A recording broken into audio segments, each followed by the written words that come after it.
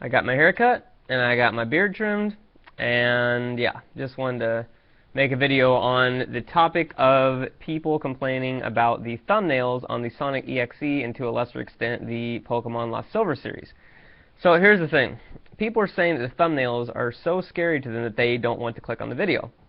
Now, the reason why I don't see that as sound logic is because if you know the game series is a horror game series, if it's a scary game series, then if you didn't want to be scared by the game or anything else of that extent, then it's unlikely that you would click to watch the video regardless of what thumbnail I had up. It wouldn't really matter one way or the other. And for those people who aren't scared by the thumbnail, then it's unlikely that the video will scare them either. And for a second point, the thumbnail is from the game itself. So that picture shows up in the second part of the Sonic EXE series. Granted, that's not the case for the Lost Silver series, but similar pictures do show up on the actual Game Boy engine pixelated format type thing. The reason I'm doing those thumbnails is because they catch people's eyes. That's the point of thumbnails. If you look at the views on the Pokemon Lost Silver series, it has exponentially more than almost any other video put up within 2 weeks of that video, except for, of course, the Facade series and maybe a few of the Seal1 Action series. That's pretty good for the first part in a series that has no actual user base, no actually like established base on my channel because I haven't done a series on Pokemon Lost Silver before, etc. The reason why I'm not putting information in the thumbnails for those specific ones is a test. And what that test is that when you tend to have a bunch of text and a bunch of dialogue on a thumbnail, people will often get tracked to the text and not actually pay any attention to the thumbnail. Now, in a regular thumbnail, that's not really, you know, whatever, who cares? But if it's like a horror game or something really crazy or something else like that, then usually the image for the thumbnail will be, of course, something very scary or something else of that sort. And so I wanted to draw people's attention directly to the scary image that is from the game or relating to the game of some sort.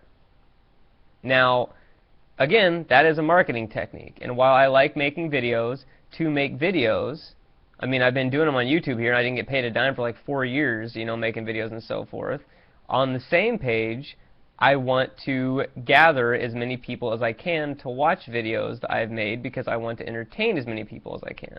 So doing thumbnails that will catch a person's eye is part of that strategy. So that is why I'm going with human psychology and saying, hey, look at a lot of the most viewed videos on YouTube. They have no text anywhere on the thumbnail because either A, most people don't want to read that, B, having English text on there alienates a large part of your audience that may not even know what the hell, you know, it's saying, etc. Now, granted, if there's commentary in the video, they're probably not going to know what that says either, but just a point to it, you know. And most importantly, it again draws away from the graphic in the video, which is what people pay attention to. And again, if you look at a lot of the most viewed videos, it's just a picture and no text. That's what the title's for. The title is right there that says this is what the game is, this is what, you know, the specific part is probably themed of, this is the part, etc. That's what that's all there for. And I'm not going to do that on all my videos, but this is a test both on the Sonic EXE and the Pokemon Lost Silver series to see how series fare without any actual text in them. If they do better than normal, which Pokemon Lost Silver is, then I'll likely try and incorporate it in other videos, because again, the way that I design the thumbnails for my videos and the way that I do what I do in my videos, while it's largely what I want to do, I am influenced by view counts and subscriber counts and likes and dislikes and so forth. Not to the point where I would suddenly do all Call of Duty videos if it got like a bunch of likes, but clearly people must either like watching a video more or be attracted to a video more if it's got a bunch of likes and a bunch of views and a bunch of comments. That's simple logic.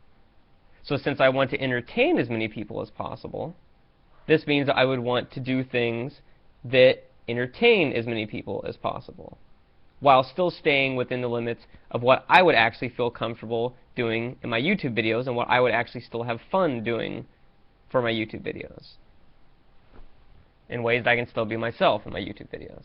So yeah, so that's the whole premise there, so that's why I'm doing that. Now, if the thumbnails are still scaring you to death, an easy way to get rid of them is just go to your subscription feed and click on the little upper right arrow and just pick remove that specific video from the feed. And that's it. And then it doesn't show up anymore. And it's unlikely that many people go to my channel page to watch my videos, but even if you do, you would have to have a ridiculously zoomed out resolution to see that thumbnail while it's still on my channel page. So, yeah. But that's my whole rant on it, though. So let me know what you think in the comments. There's also a poll on Facebook right now that is addressing this, and I'm asking people if they want me to keep the thumbnails, or if it bothers them one way or another, or what. So, yeah. And that's about it.